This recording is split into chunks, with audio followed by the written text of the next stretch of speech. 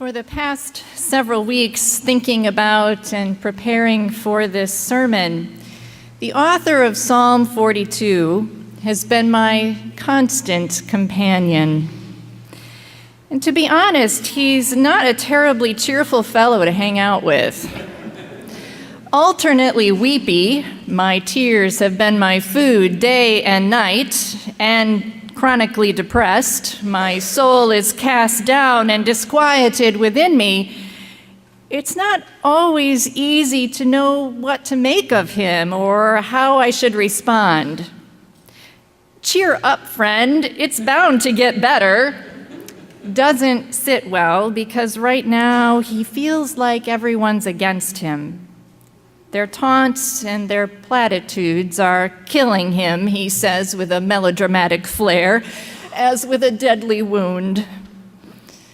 I could go with the ever-popular, surely this is all part of God's plan. But from personal experience, that's a tough one to take when you're really in the depths, just treading water and hoping to make it out alive. From a potentially fatal diagnosis, from an abusive relationship, or when the floodwaters wash away everything you own. As the deer longs for flowing streams, so my soul longs for you, O God. I hear the psalmist saying he feels cut off, friendless, at his wit's end. He's being flooded with misfortune, and he's parched with thirst for the living God. And I suspect he's not alone. The funny thing about my friend the psalmist, though, just when I'm scrambling to know what to offer him, what I can do or say to ease his torment, he surprises me.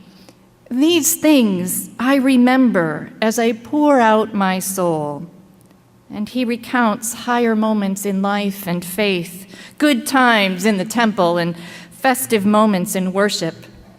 At the same time he bemoans God's absence, why have you forgotten me? He boldly refers to God as my rock, my help, and my life. And if that's not all, while he is being battered by wave after wave of bad luck, he holds fast to the creative possibility of God. On the first day of creation, God's Spirit moved over the waters, and then on the second day, God separated and sorted out the waters between sea and sky, bringing order to chaos and making new life possible. Deep calls to deep, says my oft forlorn friend, not needing me as either confessor or intercessor, but placing the depths of his pain directly into the deep, abiding, steadfast love of our God, who has worked miracles of even greater impact before and will surely do so again. He talks himself through his own pain, or at least uses his own words to connect with the Word. And it turns out all I need do for my new friend is sit and listen, and hold the paradox of his faith and his fear together, because who doesn't waver between the two, often in the same breath? It's not easy to do, to let this be, but I wonder if there isn't something we could all glean from the experience of listening to the psalmist in all his contrast and complexity.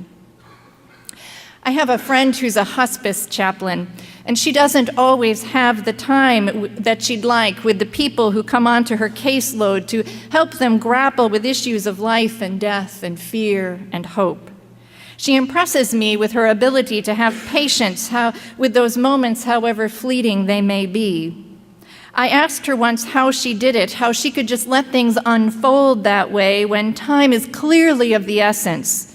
And she told me she follows the wait theory. If you remember nothing else, this is like your golden nugget, okay? W-A-I-T. Why am I talking?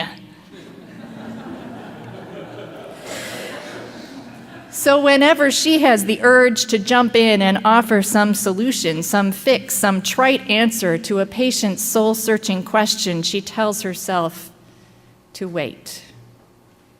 And more often than not, something deeper and better and more lasting emerges, not from the answers she would otherwise give, but from the one she thought she would help, or even from the silence that is allowed to simply be. I learned this lesson both by mistake and the hard way early in my own career. Fairly new to my role as a chaplain serving women living with HIV and AIDS, Tony was a part of one of my support groups. She was the single mom of an adult son who had deep struggles with mental illness.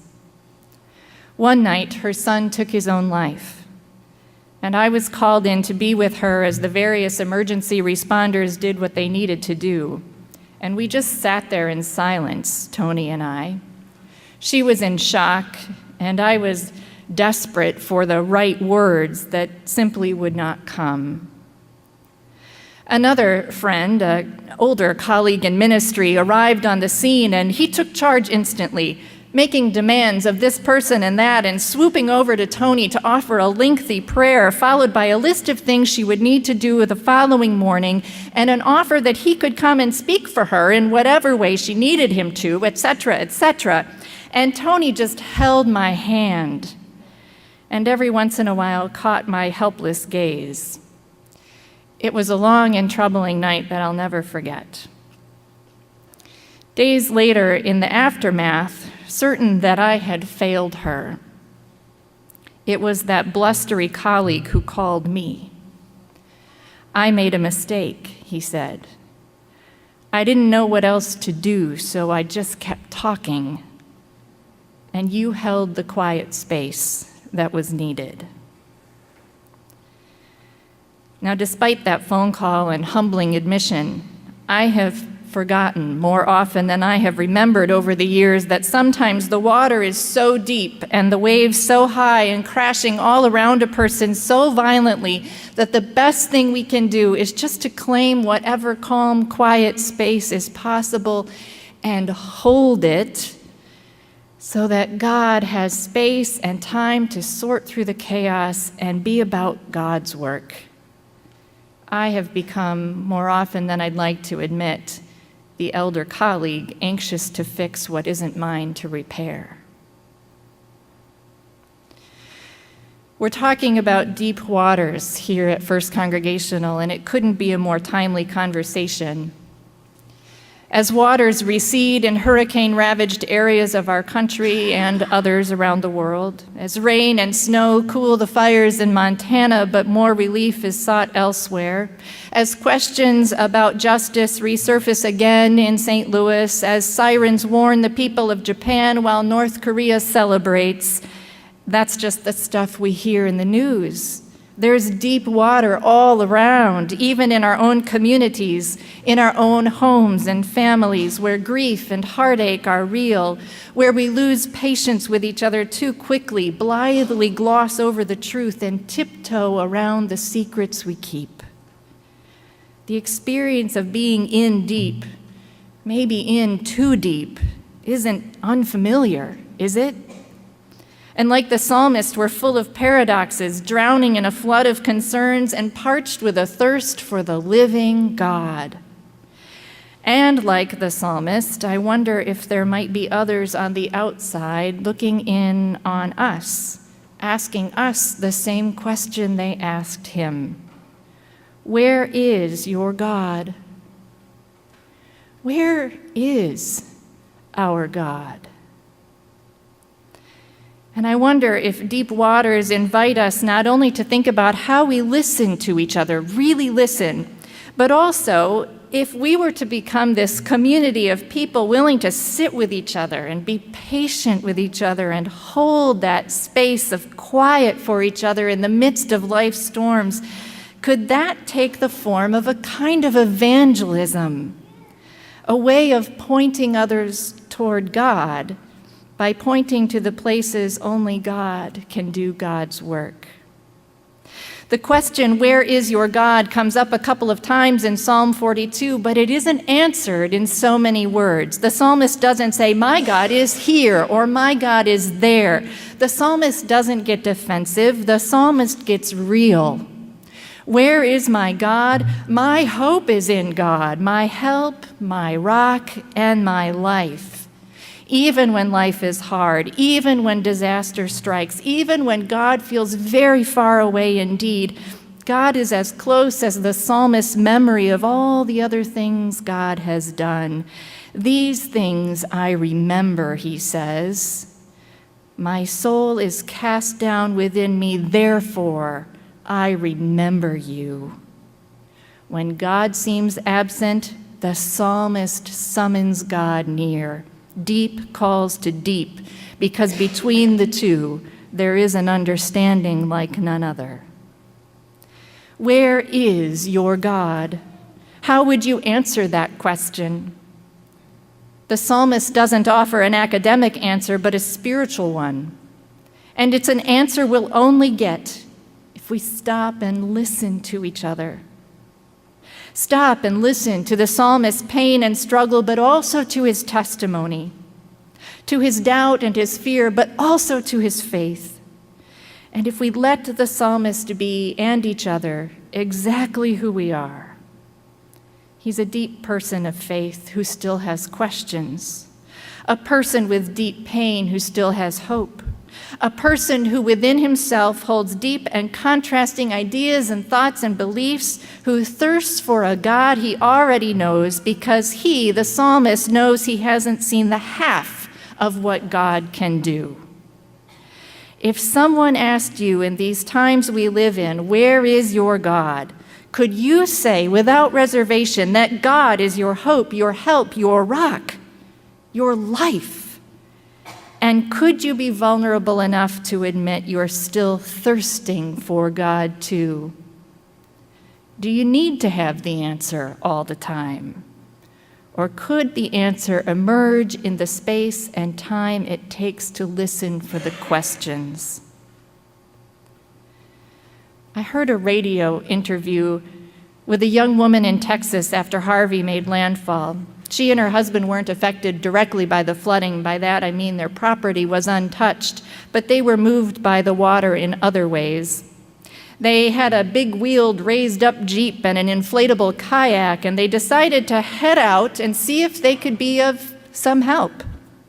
And by the time of the interview, they had rescued dozens of people who couldn't have been easily reached by helicopters or larger vessels. They found that the resources they had could get places others couldn't. And when this young woman, Allison, was asked if she had anything she wanted to share about what she'd learned about humanity from that experience, she said, I think we see a lot of tension between humans and that kind of thing, but when things get down to the nitty-gritty, I think all humans are inherently the same. They all want to help others and do what they can to help, and they really come together. The tension between us with political parties and all that stuff, it just doesn't matter anymore when it comes down to this. We're all the same. We all want to help. We all want to survive. Deep waters can be a scary place, a place to risk ourselves for more. It's also a place we already are. And I wonder if we here might have some resources that can get places others can't, so we can help each other survive. Thanks for listening. Thanks be to God.